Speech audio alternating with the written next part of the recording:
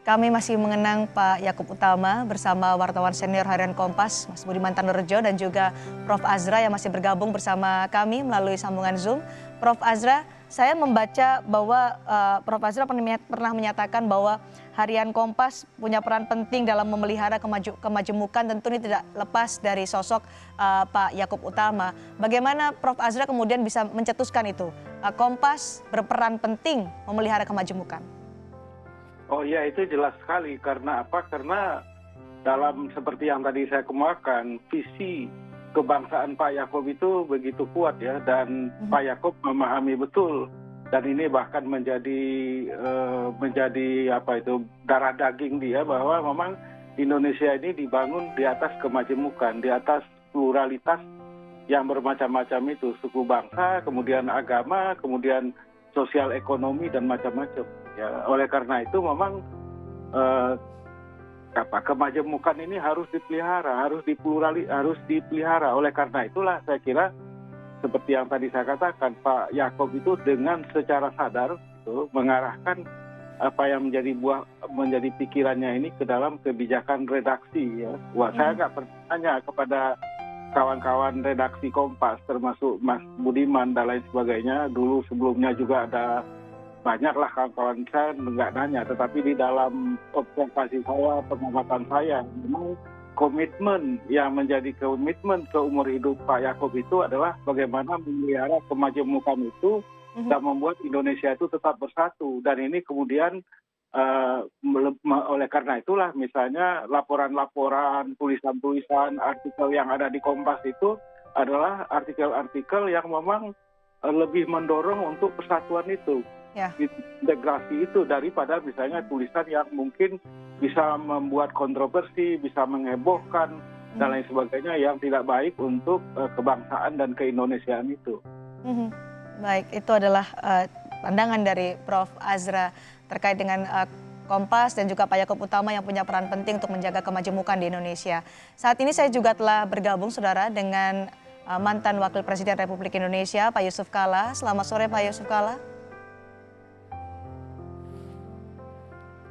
Pak JK, selamat sore. Bisa mendengar suara kami? Bisa. Baik, ya, Pak JK. Dengar ini, selamat sore. Ya. Di sini kami dan juga Pers Indonesia kehilangan salah satu tokoh pers nasional dan juga pendiri Kompas Gramedia, keluarga besar kami, berduka karena wafatnya atau berpulangnya Pak Yakub Utama. Pak JK punya kenangan yang luar biasa dengan Pak Yakub ya? Ya, jadi bukan saja Kompas yang berduka, bangsa ini juga duka, dan saya pribadi dan keluarga menyampaikan ucapan bela sungkawa. Terima kasih, Pak. Atas berpulangnya Bapak Yakub Utama. Beliau tokoh nasional yang mempunyai banyak sisi. Tentu yang pertama sisi wartawan senior, jurnalis hebat. Kedua, memimpin perusahaan. Dia budayawan. Dia juga pemersatu. Satu yang barangkali belum dibicarakan di sini, dia seorang entrepreneur hebat. Ya, tidak mungkin seorang Yakub tanpa sifat entrepreneur hebat dapat memimpin atau meng-create Kompas Group, Gramedia Group sebesar ini tanpa suatu semangat entrepreneur dan manajerial yang bagus. Pak JK, saya juga membaca nih di sela kesibukan Pak JK sempat juga ketika itu menyempatkan berbicara melalui video call dengan Pak Yakub Utama pada saat Presiden Joko Widodo. Pada saat waktu itu Pak JK mewakili Presiden Jokowi di sidang Majelis Umum PBB ke-73 di New York, Amerika Serikat tahun 2018. Bapak menyempatkan untuk video call dengan Pak Yakub. Apa yang diperbincangkan pada saat itu di tengah sidang Majelis Umum PBB ke-73 pada saat itu, Pak JK? Ya, saya dengan Pak Yakub ini sudah saling berinteraksi mungkin sudah lebih 40 tahun.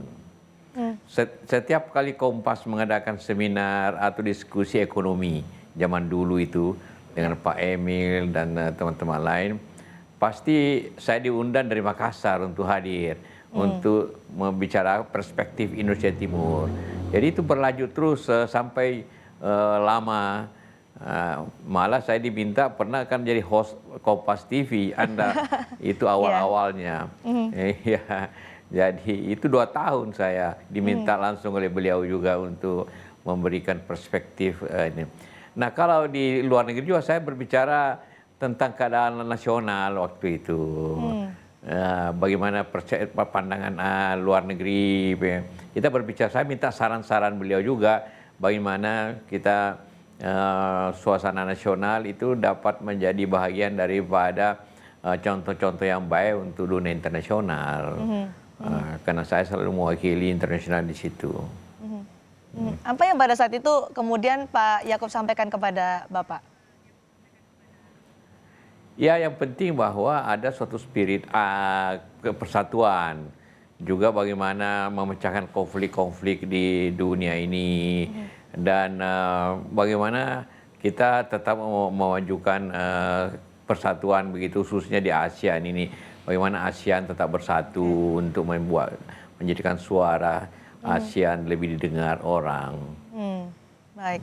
Tadi Mas Budiman sempat bercerita kepada kami di sini bahwa Kompas selalu punya caranya sendiri untuk mengkritik pemerintah, untuk menyampaikan keresahan, menyampaikan kekhawatiran kepada pemerintah melalui tulisan di harian Kompas sesuai dengan pemikiran juga dari Pak Yaakob Utama.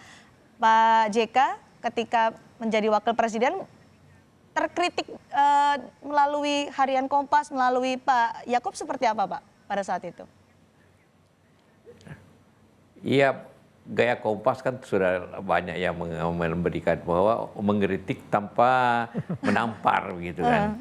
Jadi orang nanti berapa waktu baru merasa dikritik. Dan selalu kita mengatakan, oh iya. Jadi mengkritik tanpa menampar itu kan tidak mudah itu. Sampai orang tidak kehilangan rasa apa itu malu atau apa, tapi artinya seperti dikatakan mengkritik secara positif gitu kan, dan memberikan solusi. Itu. Baru sadar dikritik setelah tulisan itu tuh muncul, baru kemudian oh iya ini sudah diingatkan oleh Kompas. Itu memang yang dipesankan oleh Pak Yaakob. Ya, saya kira begitu. Gayanya sampai sekarang tentu Pak Mas Budiman juga menjalankan itu sesuai dengan jadi kalau orang seperti Pak Yaakob itu kalau dalam Islam namanya memberikan fatwa. Jadi tentu fatwa Pak Yaakob itu dengar semua orang bagaimana, bukan lagi perintah tapi fatwa yang harus diikuti kan. Baik, Mas Budiman. Jadi itu kalau Pak JK menyatakan Pak Yaakob kalau ngomong udah fatwa itu. Ya itu persepsi dari Pak JK ya. Tapi betul katakan oleh Pak JK. Kalau kita kembali kepada masa Orde Baru ya. Itu yang paling Pak JK katakan kan diskusi panel ahli ekonomi. Ya. Itu adalah diskusi yang dihadiri oleh Pak JK yang mewakili Indonesia Timur, Pak Broto, Pak Emil, Pak Wijo. Hampir semua ekonom itu datang ke Kompas. Untuk mendiskusikan masalah ekonomi bangsa. Tapi dibuatnya bukan berita dibuat, diolah lagi dengan data dan kemudian laporan itu disuguhkan. Itulah cara kemudian Kompas meyakinkan berbasis data yang Pak JK katakan tadi. Itu pesan dari Pak Yaakob? Iya, itu ide Pak Yaakob, diskusi panel ahli ekonomi. Itu diskusi yang sudah menjadi bahan disertasi sebetulnya. Kekuatan ide, kekuatan gagasan yang itu bisa mengubah. Dan Pak JK adalah salah satu anggota diskusi panel ahli ekonomi Kompas, mewakili Indonesia Timur Pak ya, yang selalu berbeda dengan yang di Barat kira-kira gitu. Waktu itu Pak Yaakob kemudian ajaklah Pak Yusuf Kalla, gimana tuh Mas Budiman? Iya memang beliau Pak JK selalu diajak, memang persahabatan Pak Yaakob dengan Pak JK sudah lama ya? Sudah lama dan Pak JK istimewa di mata oleh Pak Yaakob. Setiap saya nanya ketemu dengan beliau, Pak JK gimana kabarnya? Baik Pak, ada salam. Itu istimewa, sosok yang istimewa di Pak Yaakob yang itu adalah persahabatan. Berapa lama kalau kita boleh tahu nih Mas Budiman, persahabatan antara Pak Sudah lama Pak JK mengatakan 40 tahun ya. 40 tahun ya Pak JK? Bersahabat dengan Pak Yaakob? Tahun 70-an. 80-an. Tahun 80-an itu saya selalu sudah apa itu anggota panel diskusi itu yang buka selalu beliau pada zaman itu. Jadi kalau mulai diskusi beliau buka, setelah mulai beliau tinggalkan tempat, tapi yang buka kasih pengantar selalu beliau pada waktu itu. Dan kadang-kadang 2 malam, kadang-kadang semalam tidak cukup, besok dilanjutkan lagi. Kita juga senang juga dikasih ongkos tiket, dikasih honor juga dengan pajak sekaligus dikurangin. Itu. Dan tidak rugi dari Makassar ke Jakarta khusus itu. Baik, saya ke Prof. Azra. Prof. Azra, dari perbincangan mungkin yang pernah bersama Pak Yaakob Utama, kemudian apa diskusi-diskusi yang selama ini berlangsung antara Prof. Azra dengan Pak Yaakob, apa hal yang paling mengena atau paling dikenang oleh Prof. Azra dari pemikiran-pemikiran Pak Yaakob? Iya, yang paling berkesan bagi saya itu bagaimana concern beliau, kepedulian beliau untuk menjaga keutuhan kebangsaan ini, keindonesiaan ini. Dan beliau sadar sekali bahwa katakanlah Islam itu menjadi sebuah faktor yang sangat penting. Secara spesifik mungkin kalimat apa yang kemudian disampaikan oleh Pak Yaakob kepada Prof. Azra pada saat perbincangan itu? Iya, dia kepada saya berharap misalnya lebih banyak menulis tentang bagaimana mengembangkan Islam yang kalau dalam istilah sekarang Islam yang maju, Islam yang progresif, Islam yang ke masa depan yang bisa membawa Indonesia, membantu Indonesia mencapai kemajuan. Itu yang selalu ditekankan oleh Pak Yaakob dalam beberapa kali pertemuan gitu ya. Saya pernah juga dengan Cak Nur almarhum ketemu dengan Pak Yaakob, ya, dia tetap saja katanya kepeduliannya pada itu. Dan memang Pak Yaakob itu ingin sekali menyaksikan, melihat Indonesia ini maju dan kemudian kemajuan itu ya harusnya tidak membuat bahagian dari bangsa ini yaitu umat Islam itu tertinggal di belakang. Dan bahkan dia berharap dapat menjadi salah satu faktor yang menyumbang secara cukup besar, secara signifikan ke arah kemajuan Indonesia itu. Oleh karena itulah Pak Yaakob selalu mendorong berkembangnya pemikiran-pemikiran reformis, pemikiran-pemikiran modernis yang berorientasi ke depan. Dan kalau kita lihat di harian Kompas, jarang sekali atau hampir tidak pernah ada cerita-cerita yang terkait dengan Islam yang misalnya tentang glory di masa depan, di masa silam. Sejarah masa silam ya yang mungkin bagi orang tertentu diagung-agungkan, tapi orientasinya ke depan dan Indonesia itu menjadi motor, menjadi salah satu negara yang bisa dibanggakan di mana umat Islam di dalamnya juga ikut maju. Itu yang selalu ditekankan dan oleh karena itulah Pak Yaakob selalu menyemangati yang muda-muda ini termasuk saya bagaimana mengembangkan pemikiran yang maju itu, yang progresif itu, dan memberikan kontribusi yang lebih besar kepada bangsa dan kemudian jangan merasa tamu di negeri sendiri. Itu selalu ditekankan oleh Pak Yaakob. Baik, Prof. Azra, pemikiran Pak Yaakob Utama untuk menjaga kemajemukan Indonesia sebagai aset ini juga menginspirasi banyak orang, termasuk juga tadi dipesankan kepada Prof. Azra. Terima kasih sudah bergabung Prof. Azra bersama kami.